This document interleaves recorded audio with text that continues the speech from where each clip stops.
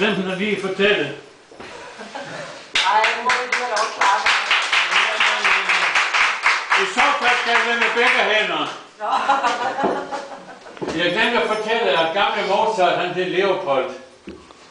Og han kæmpede jo selvfølgelig med blev hans søn, Wolfgang. Jeg kender det fra mig selv. Hvad blev vores sønner til? Og han lyttede. Da han kunne stå op af Wolfgang, så nærmede han sig klaveret. Og så hørte den gamle, den her tone.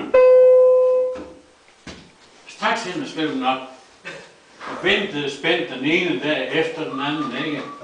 Og lige pludselig, hvem er det, der griner der? Har Anders noget at blande sig i her? Så kom der en tone mere. Og Mozart Leopold, han skrev op. Nu havde han 2 toner. Og det skulle jo komme til at danne skole for alt, hvad der hedder musik i fremtiden. For uden de 2 toner, der kunne man jo ikke lave den her.